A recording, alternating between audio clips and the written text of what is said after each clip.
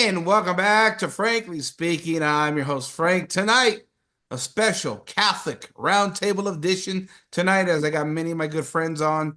Ladies and gentlemen, these are some of my, not only my best friends, but some of my top advisors when we talk behind the scenes about Catholic philosophy and history and theology and everything, culture and society. These are the men that I lean on very often to get a lot of my ideas, a lot of my advice and wisdom. I cherish these gentlemen here with everything that I have. And introducing here my good friend Anthony from Texas. I got Connor from Indiana. I got Neil from Louisiana. And of course, yours truly is in Utah. So we're four Catholics that are coming from every corner of the United States, pretty much. And tonight, what we're going to be doing is talking about Catholic civilization. Many of us are completely frustrated with what we're seeing. We had some hopes and aspirations with Donald Trump, but with his venturing into the Middle East, going deeper and deeper, potential war, that's kind of disillusioned a lot of us there. Very disappointed there in some ways. But many of us are wondering, Catholic civilization, ever since the end of World War II, it seems like the West and Christianity has been retreating. We were all told that we won after World War II, and yet it doesn't feel like we won. The culture's been lost, the family's been destroyed, politics is corrupt, the economic system has enslaved many to the usury system. And we're just four Catholics here trying to decide how we move forward. How do Catholics come together? How do we live together? How do we rebuild Christian civilization, Catholic civilization? And is there any possibility? Anthony, my friend, we've been talking a while about this, and I know you've had a lot of ideas. You've had a lot of online movements that you started.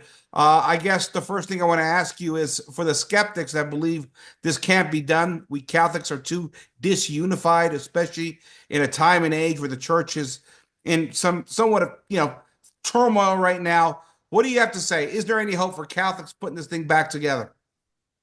Oh, I think there's more than a little bit of hope. I mean, we have the one true faith, and it may seem like the Lord is asleep on the boat right now. And I think there's a lot of freaking out to a certain degree, but no, I'm 100% confident that we can prevail through this no matter what. All right, Connor, your thoughts. Uh, I share similar sentiments to Anthony. I think we can do it. It looks really bad right now. The culture is terrible, very degenerate. Families are breaking apart all around us, and souls are oozing out of the church. But we have the true faith. We have the holy sacraments. We have the traditions. I think with enough work and prayer, I think we can accomplish it. All right, and now I turn to the pessimist of the group, Sir Hammer. Neil, your thoughts, buddy? How did you know?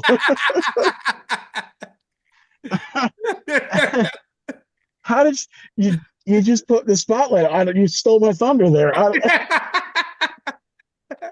Well, I know you pretty well now, so come on, let's give us the other side of it. Tell me how it's all collapsing, okay? What was the question again? Do you think there's hope? Yeah, is there any hope here for us Catholics? Um, well, I guess it depends on what sense you mean hope. I mean, there's always hope because we're Catholic, so we believe in the theological virtues of hope and whatnot. We know that the church will not, is indefectible, right? We have the promises of Christ that we will continue on. Do I think there's hope for this country in the sense like becoming a Catholic country? I do not hold out much hope for that. At least not within, definitely not my lifetime, not my kids' lifetime. I mean, that kind of thing happens over what 100 years. I mean, it takes time for those things to happen, and I don't even see the beginning of that really. We still look at people like Donald Trump as our savior. And while Donald Trump was definitely better than the other option, I had no disillusions or I should say illusion that he was like the perfect guy, that he was just going to bring us into the light, that kind of thing. He wavers on some serious moral issues. He's a Republican. He's not a Catholic. He's a Republican. He's a politician. And in my book, Republicans are just as bad as Dems, they're just slower. So, I mean, and plus, I also think about when you talk about that. I have for half my life, if not more, sought to have some kind of Catholic community. And every time that topic even comes up, I run into two things. Either it's the argument of, oh, well, no, you're just trying to be isolationist. You're trying to run away from the world. We're supposed to be in the world, which is just their way of justifying their worldliness, really. And then the other side goes, oh, yeah, that's a great idea, you know, for someone else to do because I'm busy. I got to go to work all day and pay bills and take care of this and that. And I don't have time or I don't want to put any effort for it. So one sees it as a pipe dream that's nice. The other sees it as running away. Um, and so long as that is the prevalent attitude, I don't see it going anywhere. So there's my pessimistic answer to that. Yeah, yeah, it's interesting, and my thoughts are similar. I'm a little bit pessimistic myself. I'm just wondering if we could do it outside of more homogeneous sort of ethnic settings, and because we are this sort of pluralistic thing in America, this mashup with Protestants and Jews and Muslims and those really now the nons that are growing like never before.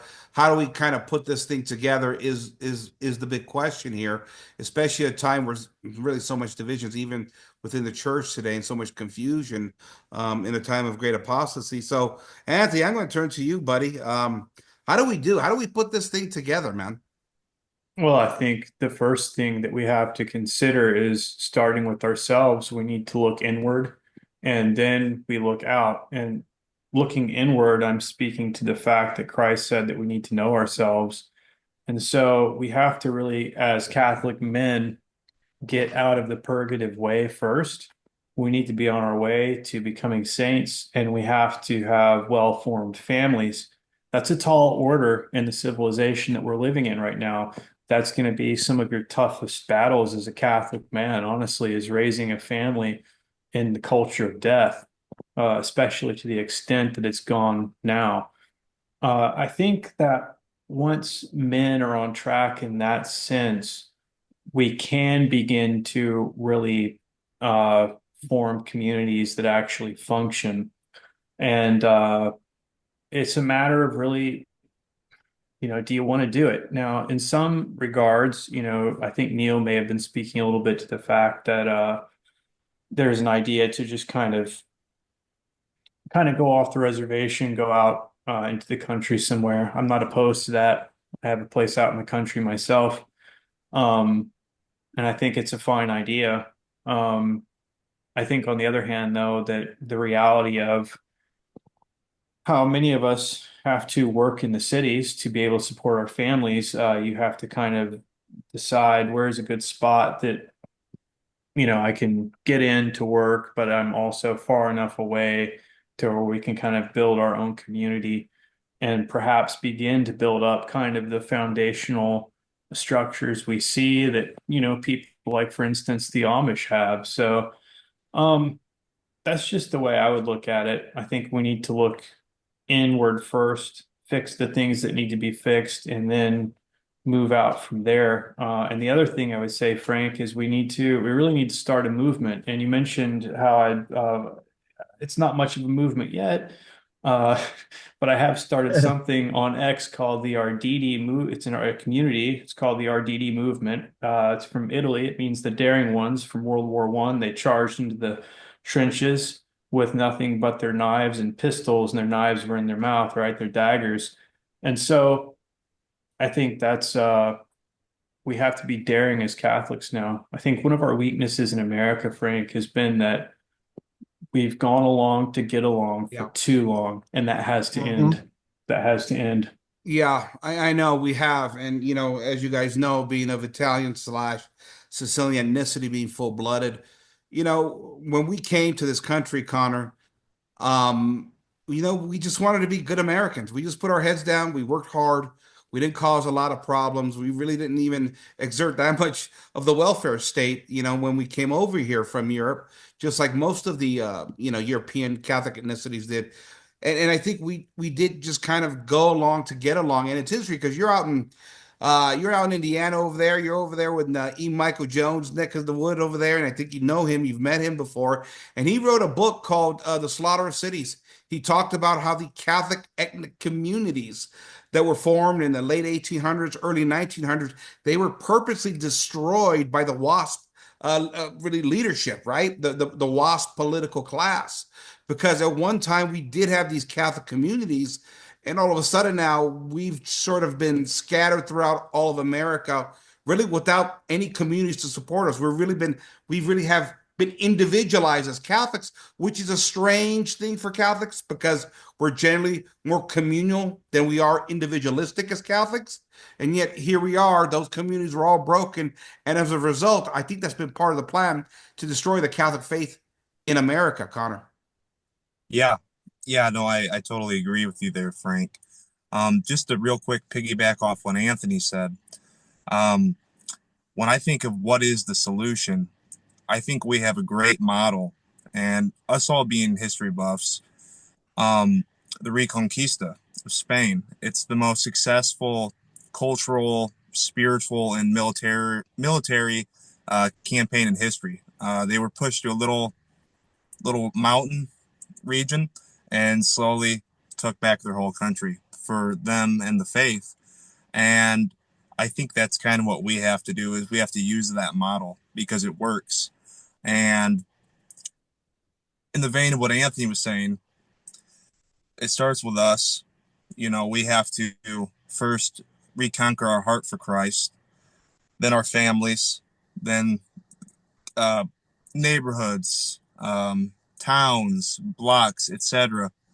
And that is what I think we need to do, by taking up space, by expanding the kingship of Christ in the physical sense and the spiritual as much as we possibly can. Whether that's having uh, crucifixes and statues and holy pictures, holy icons The aesthetics of the faith. Yeah. for your yes, of course. That is how we can push back, and it does work. I've seen it firsthand. But to address your other point, yes, they purposely destroyed these communities. It was a planned effort, through various social engineering ops, and yeah, it's going to be a tough one to try to resolve that. I don't know how we're going to. We're probably going to have to establish a new Catholic American identity is what we're going to have to, I think. Yeah, that's interesting, Neil. And Neil, you being down so close to New Orleans down there, which was one time heavily Catholic, I'm Yeah. sure it's apostatized to a certain degree, right? I'm I'll put it to you this way: New Orleans, even today, still, they're like, "Oh man, it's so Catholic down there. Oh wow, it's so wonderful." okay. Yeah, in a sense. No, I'll put it this way: there's cultural, what we call, there was a book written a long time called Yat Catholicism. Because they're way Yat. So Yat Catholicism is basically another way of saying cultural Catholicism. Sure. There, a lot of people are born and raised in a sense as a Catholic, but only in the sense of a culture, like a cultural identity, not as a pious devotion, not Yeah. as like certainly not traditional in a lot of ways. And so those who are faithful are really good. It's just that the majority is more like the wishy-washy kind of Catholic. Well, okay, It's let me ask you so this. Let me ask you this because I came from LA originally, Port of Los Angeles area, big Catholic influence with Italians and mhm, Croatians in that region.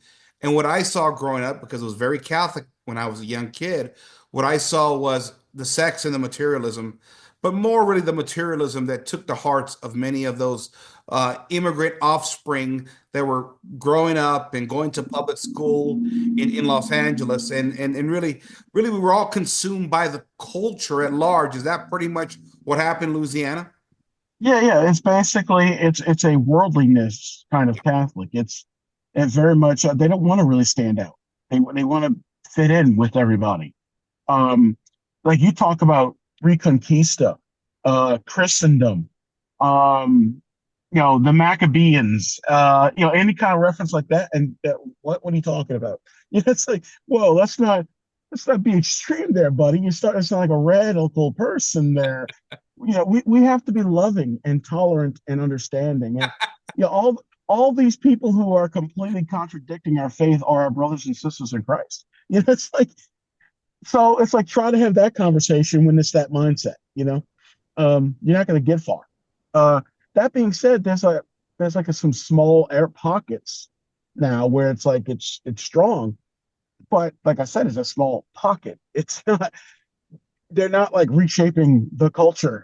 They're in their own little pocket, and there's nowhere to go from there. It's like they stay there.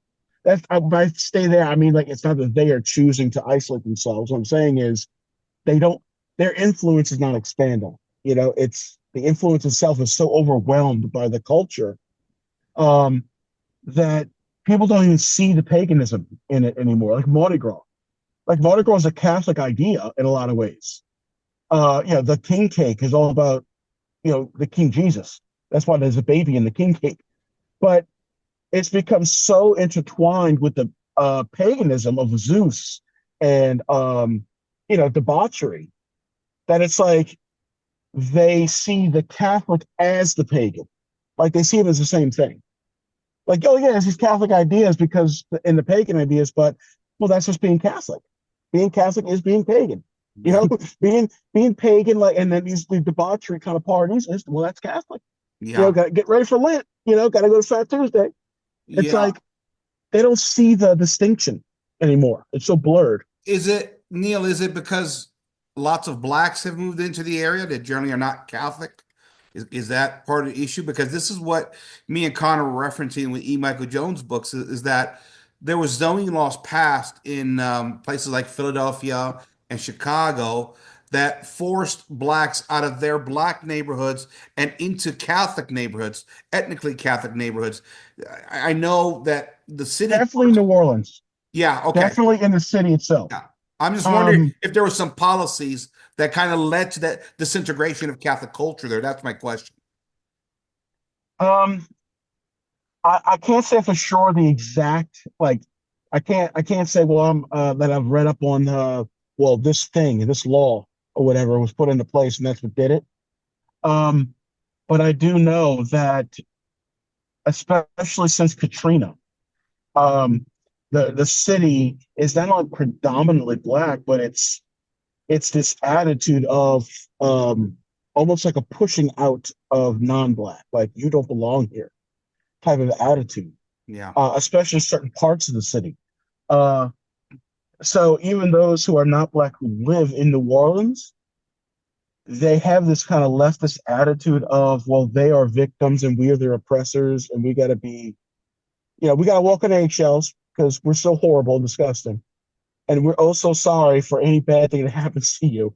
Like, kind of, it's like, Yeah. and in fact, a mayor we had around the time of Katrina, Mhm. he got into not trouble, but it was a thing where because he said this is a chocolate city, like declaring that this city is indeed I remember. it, it's ours, like kind of thing. And it's like, oh, okay, oh, that's why we're moving out of there. That's why like we visit New Orleans, but we don't hang around. We'll stay.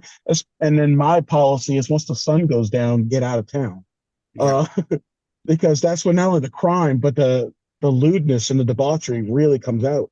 Yeah. Um, It's interesting. so Mhm. but yeah, it is definitely a heavily influenced from that angle. And even the ones who are Catholic are really Baptist Catholic in how they practice the Catholic faith. Oh, it's interesting. Never heard that before. That's interesting. Yeah, I mean, because I'm in a Catholic school, and maybe less than 1% is Catholic. Mm, Um, okay. the few who are Catholic go to mass celebrating it like a Baptist would, gospel music, clapping, and everything, and all kind of stuff. It's like, and so when you introduce them to how Catholic worship was always was. They don't understand it at all. Why? Why is it like, why is it do it? Never heard of it, you know? So, so yeah, I mean, even the ones that are Catholic or kind of Baptist Catholic, when I run into the few who actually are, seem to be living their Catholic faith more, even in how they worship, it's like, it's such a, like a breath of fresh air. Like, oh, brother, come here, give me a hug. But, it's like, I can't even think of the last time I met somebody like that. Uh, because it's so intertwined with this like Baptist, Protestant, um, and then that doesn't even mention the whole philosophy, like political philosophy, BLM philosophy that is a part of the religious practice. Yeah. I have a guy at work that wanted me to join the Knights of St. Peter Claver with him, and I was like, yeah, that sounds like fun. Yeah, I'll get street cred, man. I'm one of the black guys at this point, that'd be great. But when I look at their like website, it was like all BLM stuff. And I'm like, I can't in good conscience join with that because of what they supported, you know. Um, so it's all intertwined, it's mixed, and Archbishop supports that kind of stuff and whatnot. So it's everywhere. But real quick, what Connor was saying about the whole retaking everything. Um, my idea really, an approach is almost like a reverse infiltration kind of thing.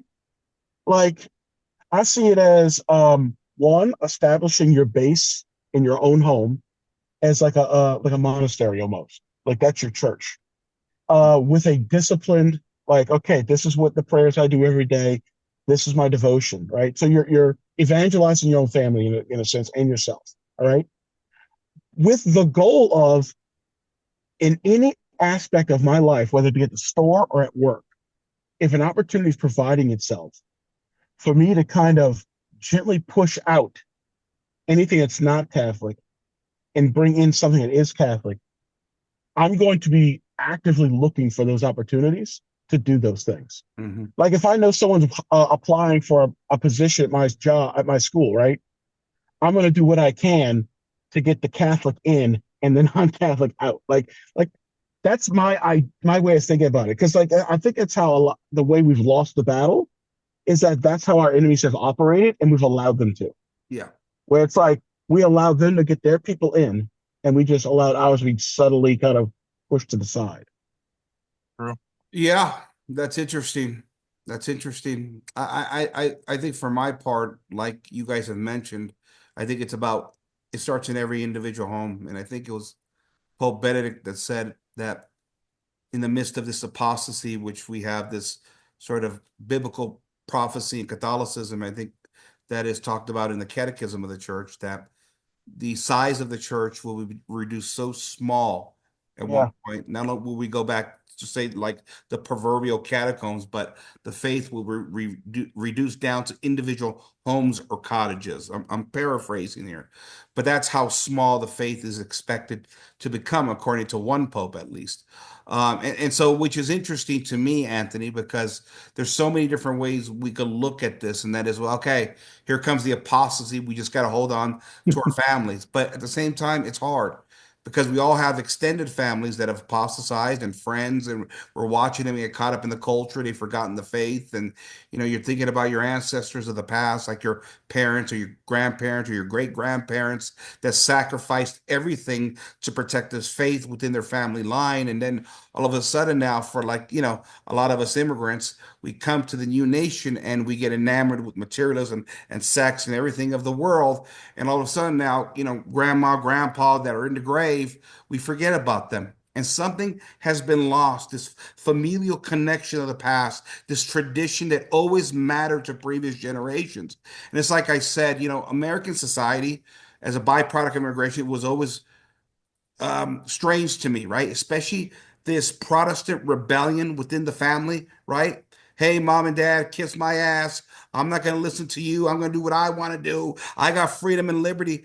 In Catholic societies and even in pagan societies, there was this great respect that we always carried for our families, our ancestors. It mattered the great sacrifices, Anthony, that our grandparents made for us. I know you've talked about your grandmother a lot. I mean, I see things now like a lot of these Catholics converting to Orthodoxy because of the crisis in the Mhm. church.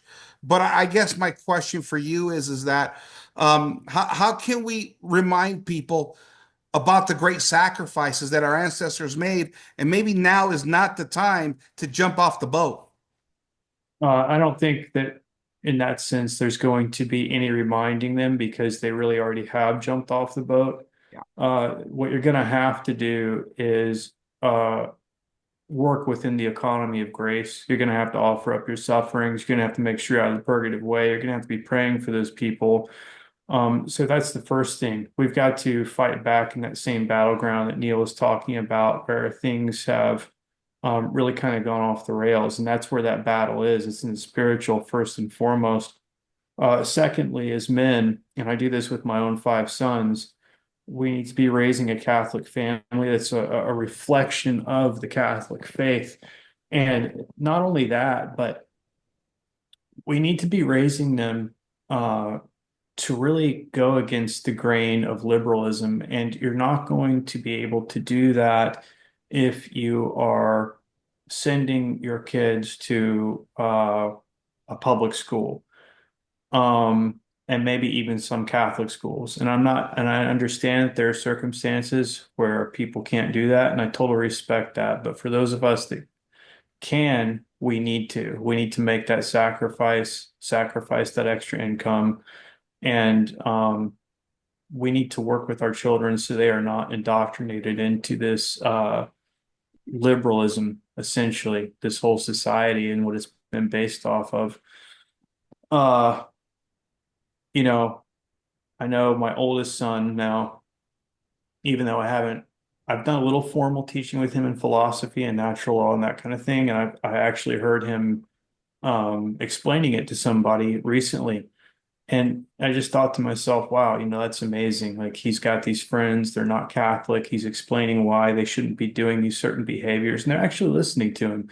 So, I mean, this is how we spread the faith. And the other thing I do to raise my sons to be strong, not just in the faith, but also strong and ready to fight, is because I think that you have to anticipate that there can be a physical part of this battle is we do martial arts training together as well, and it's not this MMA stuff. It's real world, no rules, kill or be killed type situations. And I think a good resource for Catholic men that are interested in that kind of thing is Humilitas First on YouTube. Good Catholic man, former officer, SWAT officer, just does great breakdowns on YouTube for what to watch for. Because if you're in a city like Neil is, or if you're in a city like I used to be in, like Memphis, like, look, you walk out of those cities and they're ganglands, man. So anyway, like I was saying, in terms of if you're in one of these dangerous cities, you're going to need to teach your children not only how to defend themselves, but also the Catholic principles behind self-defense and just war theory. So, as a man, you have some heavy responsibilities there. If you're a young man, do not marry a woman that is like, oh no, we can't have a gun in the house or anything like that, because I mean, like, that's not a battle that you need to fight. You're responsible as the man to defend your family. You have an obligation before God to do that. Yeah, exactly. And we lost Neil. I think Neil had to go to work tomorrow morning, and so we'll bring him back. And Connor, and so it kind of leads us back to history and how all of this broke down, this collapse of Catholicism in America. Because really starting in the 1880s and through the early 1900s, we had a lot of immigration coming over here. I would argue because the Protestants were contracepting and they couldn't build the what we call the foundation of structure of the nation, because you needed a lot of manpower in this massive size, sort of geographical territory that America is. And then, of course, you got a situation by the 1950s. The Protestants are a little worried. And why is that? Because Archbishop Fulton Sheen, who had the most popular television show throughout the 1950s, proclaimed that America was on its way to becoming a Catholic nation simply because Catholics were having children and Protestants weren't. Connor, what happened, my friend? Yeah.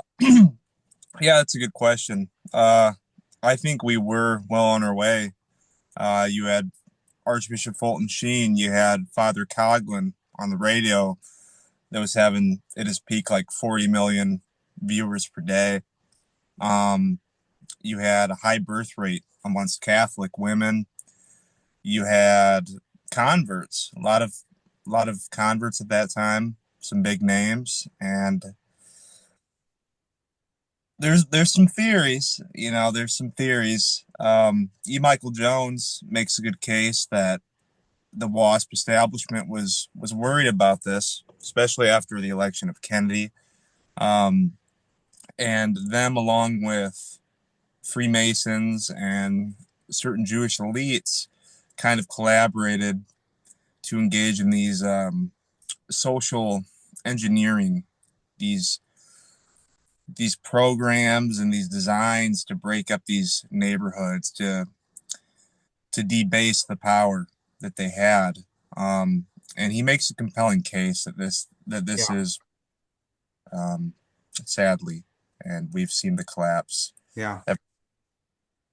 Well, Anthony, it's interesting because Connor here brings up Kennedy, and we've been having lots of interesting conversations about Kennedy. Yeah. And listen, my political maturation of sorts, or at least my beginning foundations of politics in the 90s and early 2000s, I was a young conservative Republican. And the way, you know, the Kennedy family and the Kennedy presidency was always explained to me is he was liberal, and his father stole the election through the mob in Chicago. And Kennedy, whatever, we could do without him simply because he was just another leftist Democrat president, supported abortion, things of that nature. And yet, what we're finding out now through a lot of the document releases, and I think this is important to our discussion because it is about Catholic culture, and that is that actually Kennedy had a lot of Catholic ideas, including not taking us to war every 5 minutes in the Middle East. And this is kind of starting to come out. Kennedy, in many ways, got the influence from his Catholic family, particularly his mother. And there was, on certain issues, he governed like a Catholic, did he not? Yeah. The idea is to get rid of, well, he wasn't going to get rid of the central banks, but bringing America back to a standard based on silver was a threat. And it was a threat to their power because, you know, people are not going to want to use funny money when they can access real money. Um, and then, of course, we've all heard the different topics on the question of, well, his involvement with Israel and what he said there, and him trying to stop them from gaining nukes. There's the test ban treaty going on, and he was trying to rein in Israel. And of course, now with these documents that have been released, we can see that, oh, I forget which mob it was. It was one of the mafias here in the States. I But want to, was it should the we? But here's Puerto my question. Rican? I'm Hmm. sorry. I'm sorry. Should we Catholics be outraged at the fact that the first Catholic president was assassinated? Should we be upset about that? Or is that something of the past we just got to get over? That was so long ago, Frank. That was Yeah, it was so long ago. Just let that go, man. I mean, come on, brother. Uh, yeah, no, I think that there shouldn't be necessarily outrage. I think it's a wake-up call to Catholics.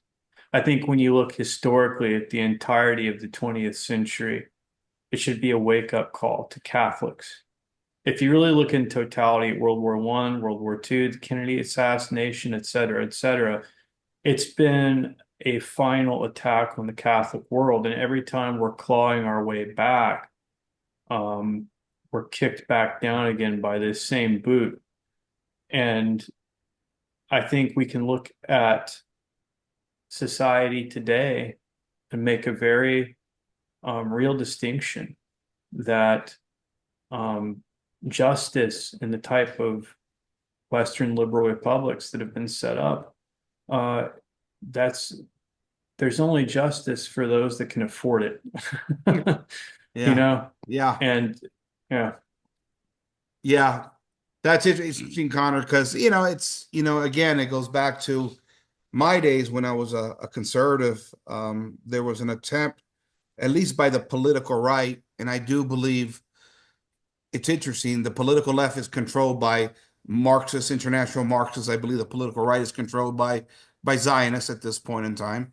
And there was always an attempt to diminish who Kennedy was, what he was. And listen, I'm not saying he was perfect in every way as a Catholic, but those things that he did take on, oftentimes he did try and manage through. Again, peace, not going to war constantly. He was trying to manage this thing, and somehow he was, taken out. And I think historically, as Catholics, it's something we have to be concerned because it does fall within that same time frame that the Catholic communities were being taken out, right? Being purposely destroyed by the WASP elites throughout the country. It was that moment in history where, like, again, going back to Archbishop Fulton Sheen, the Catholics were going to take over America simply because of population numbers.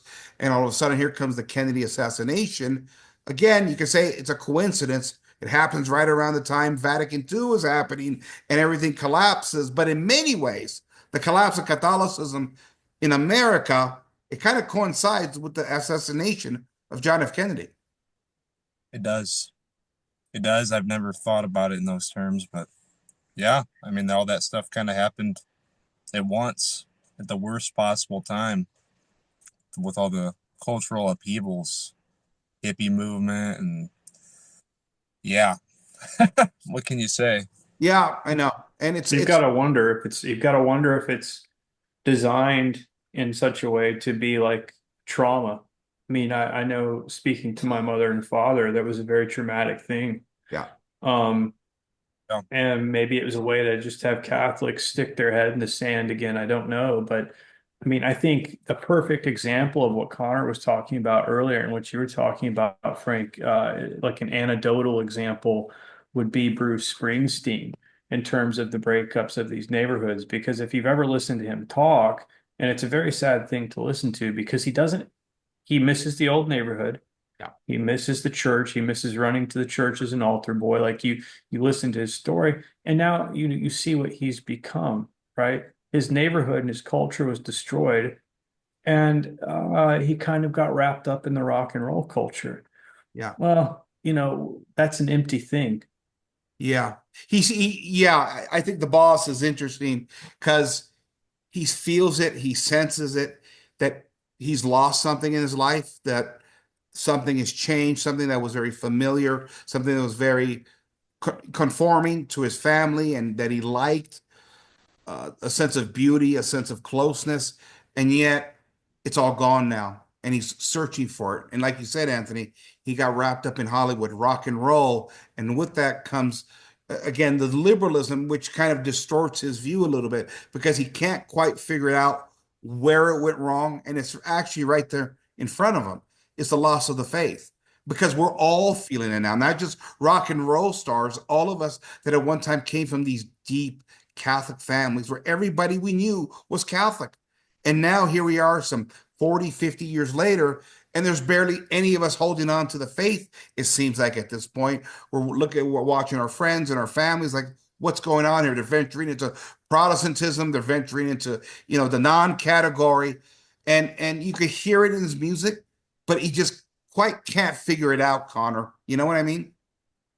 yeah. It's funny he brought up Bruce Springsteen because I've heard other celebrities say similar things. Jimmy Fallon, uh, for one, he has a talk where he's talking about how he misses his time as an altar boy and that whole experience as well.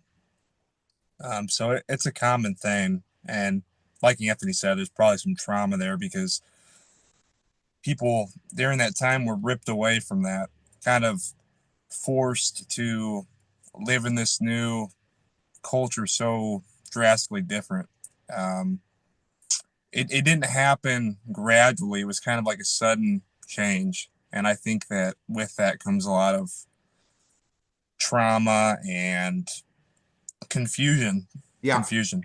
I think confusion is the right word because the morality changed. And I talk, Anthony, a lot about this on my a particular series that I do here called The Integralist Chronicles, and I document. I'm 53, 54 years old. I've seen the entire culture collapse before my very eyes throughout the course of my life, and something me and you talked about that very well, coming from that sort of what do you want to call that, Nirvana era, right?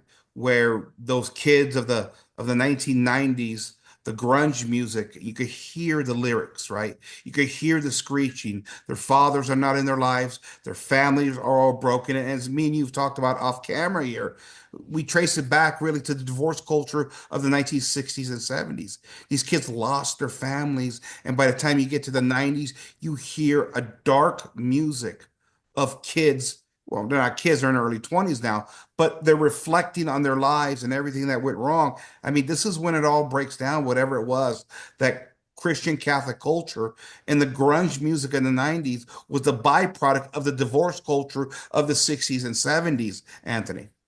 Yeah, there's really no way to argue against it because when you listen to all these guys talk, it doesn't matter which, grunge band you want to look at. They all, for the most part, didn't have a father in the home or basically lost their fathers. Their parents got divorced.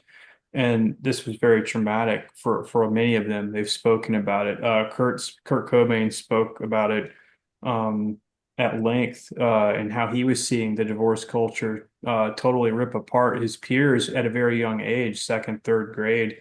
And he was just thinking, well, crap, like no, kids shouldn't have to be going through that kind of thing. Um, and so there there was a reflectiveness in the music and there was a rebellion against the kind of 80s hair band crap that was all about sex, drugs, and rock and roll. Not that sex and drugs wasn't still involved, but it was a form of escapism at that point for the loss that they had experienced. They didn't have a church to turn to. Yeah. They didn't know really much about the faith, I don't Their think. families were And all broken. yeah, their That was families are broken yeah, down. Yeah, yeah. just it was a horrible, horrible time, and I saw it personally in my own friends' lives as well. Yeah. Yeah. Yeah. And Connor, you're younger than me, a lot younger than me. And so you're kind of uh, more in tune with the younger generation, but it was in that 90s period, right? And what we call the divorce culture of the 60s and 70s, producing these sort of latchkey kids that are broken. The culture is breaking down. Bill Clinton says he didn't inhale and then getting in the White House with Monica, you know what I mean? And you're seeing it culturally happen.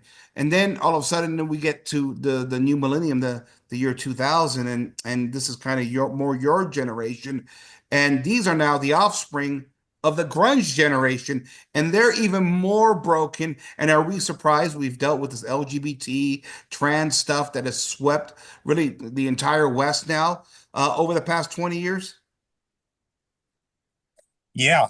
Um, I would say with my generation, it's a little bit different than previous generations because I think that my generation's very, I would say like Gen X and millennials were more, they had less, how do I say it? They had no formal catechesis in the faith. That's what I. Right. Well, there's that, but there's something more. They're more, I feel like conformist or something to an extent. My generation is a little more, I would say, radical. Um, Whether that's left or right. Um, Very unapologetic. And you're seeing this movement. A lot of people in my generation on the right, you have like Groypers, and you have these different activist groups, and then you have the more leftist ones, the blue-haired Yeah. women that Mhm. uh, in these fanes. So yeah, because my generation, depending on where they align, we grew up in this culture that has consistently gotten more and more debased. Um, Families falling apart around us. Thankfully, mine has been pretty good, but around us, families falling apart, drugs running rampant, not to mention terrible catechesis and things. But there is a segment of my generation that is looking back because we realized the trajectory that we're on has constantly moved us towards more and more degeneracy, Yeah. and we're looking back. So me, for instance, I go to the Latin Mass. I practice the faith, pass it on to my children. We're going back, trying to go back to my roots, and I think a lot of people in my generation are seeing that Yeah. we need to go back, because the trajectory that we were on, that started way back in the 60s at least, it's just been destructive. Yeah. Anthony, you know what Connor's referring to here? And I could testify to this, and I saw it. You go back to my grandparents' generation, right? That World War II generation, at least in our Catholic communities, they practiced the faith like clockwork. You were born, Yeah. you were born, and they had you baptized within the month. Then came catechism class, and you went to Catholic school. You went to school with the nuns and the priest teaching you. You got your first communion. You got your holy confirmation. It was like clockwork. By the time we get to the 90s, what's happening is we're not baptizing our kids within 1 month. We're baptizing them 6, 7, 8, 9 months in. And guess what? They're not being sent to catechism anymore. A lot of them may get their first communion, but they don't get their confirmation, right? The structure of the faith, the structure of the Catholic faith in America, it's already breaking down. And this is why I think we get to Connor's generation, and it's a completely uncatechized generation, Anthony. Yeah, yeah. And I think it's a testament to their generation being able to see what's gone wrong and try to take a corrective course. I know that my grandparents were, that greatest generation that you talk about, Frank. And so, in the depths of the time when I saw uh, extended family getting divorced, families breaking apart in my own family, um, them leaving the faith, I also saw my grandparents continuing like clockwork and also not giving in to any of the whims of their children that were on this path. And between their prayer, which I know definitely saved me from the dark path that I was on, and their example, um, I was able to come out on the other side and come back to the church and have my reversion experience, thank God. Um, and so that's largely due to them. And so that can't be denied. And my one fear is that this corrective course that is being set by Connor's generation, and I think he shares this concern with me, is that it might be swinging the pendulum too far again. Because while we have to be aware of who our enemies actually are, we cannot fall into any kind of ideological or kind of worship when it comes to race. I think that's a very dangerous path to go down.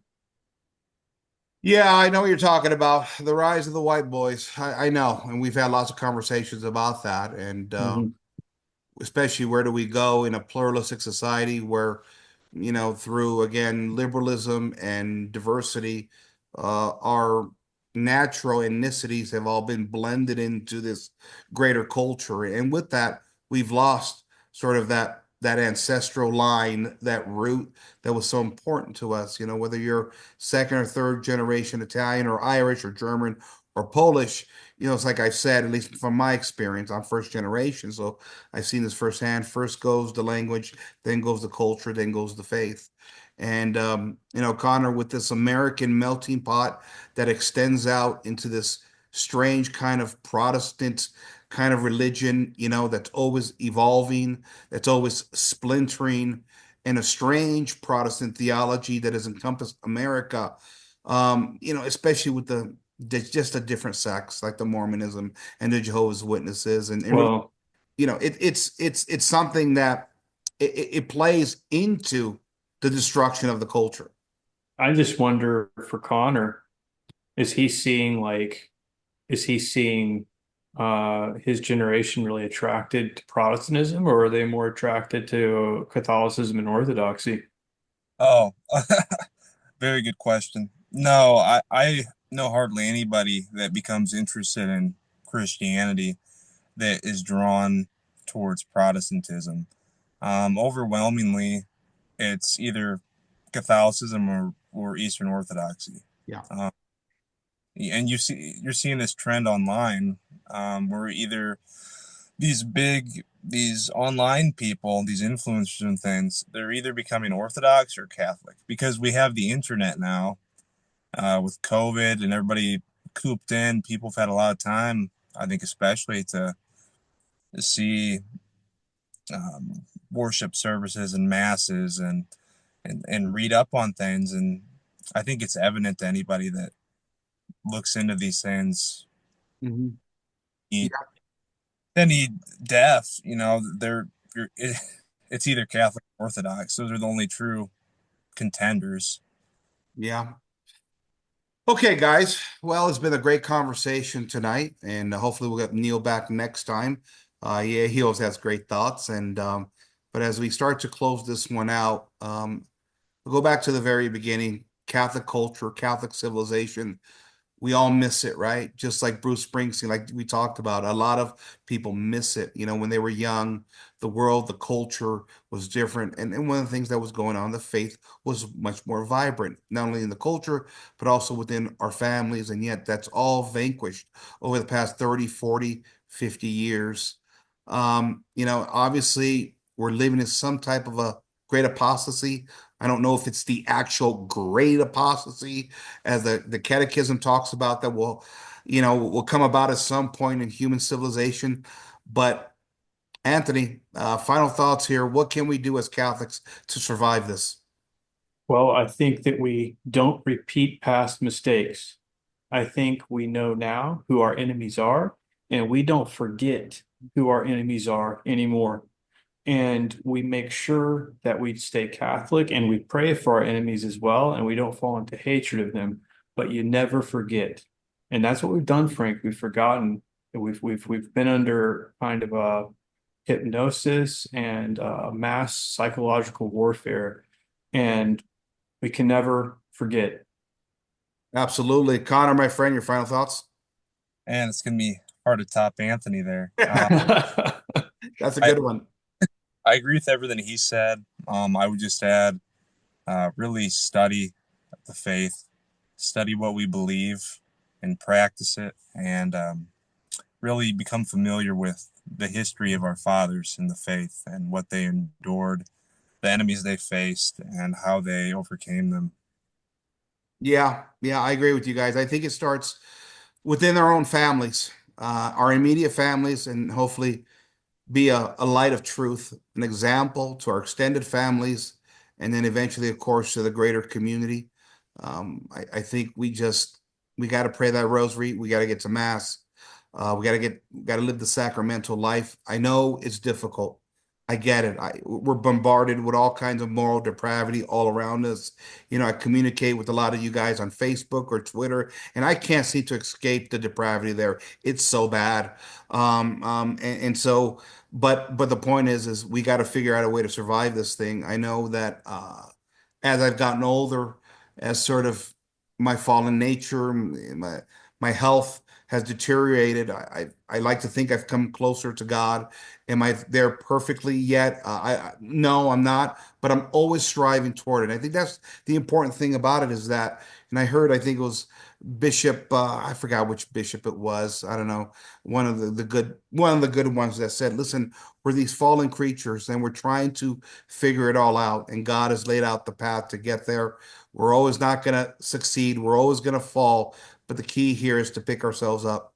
It starts with our families. And I believe what's important is remembering the fight, the sacrifices that our ancestors fought for us, and never, not only to take that for granted, but never forget what our grandparents and great grandparents did to give us that faith, because that's what made us a strong family. Gentlemen, Anthony, Connor, gentlemen, thank you for joining me tonight. Thanks for having me, brother. Yep. Thanks for having me, Frank. All right, guys. Great Catholic conversation here, the Catholic Roundtable. We're going to do more of these. We used to do these all the time back at the Knights of Christendom. We're going to do these more here. And I like these conversations because we need them as Catholic men. We need to support each other. I know we have our divisions within the church, but I think there's some basic premises that we can agree on. I want to thank you for joining me tonight, ladies and gentlemen. This is Frank. Once again, I want to thank Anthony. I want to thank Connor. And let's not forget about Neil. Thank you, guys. Have a good night. This is Frank signing off for Frankly Speaking.